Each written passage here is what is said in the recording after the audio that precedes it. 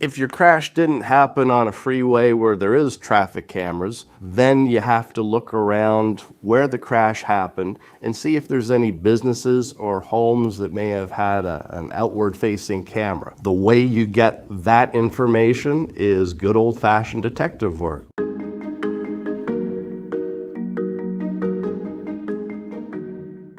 A question we get all the time at our firm is, can you get the video footage from the traffic cameras on the freeway where the crash happened? I'm Shane Kadlec, and I want to explain not only the importance of getting video evidence of a crash to prove your case, but how do you get it? And essentially, an instant replay of what happened really takes the whole dispute out of who's at fault off the table. So video evidence is very powerful. And the three places we typically get videos from are either dash cameras in the vehicles involved in the crash or that were close to it where it happened. The second place we get videos from are from businesses and houses that have cameras facing the street that may have captured what happened.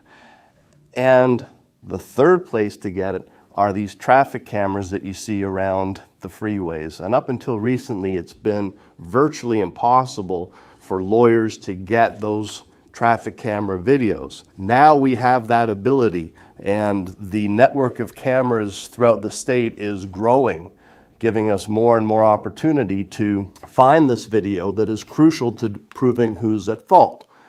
If your crash didn't happen on a freeway where there is traffic cameras, then you have to look around where the crash happened and see if there's any businesses or homes that may have had an outward-facing camera.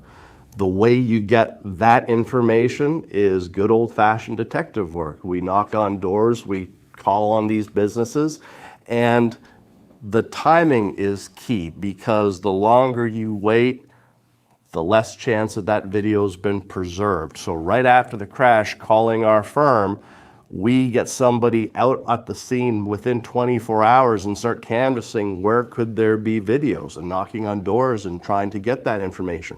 Sometimes they'll share it willingly. Sometimes it requires a subpoena, and that requires a lawsuit to be filed. We go to court and then we get that information. So that's the second way. When it comes to dash cameras and the data that exists in vehicles today, that's also crucial evidence. Many cars, newer cars, have built-in video monitoring and data recording, and that really documents exactly what was going on in that vehicle at the time of the crash. So if it's your vehicle, you have access to all that, but if it's the other driver's vehicle, how do you get it?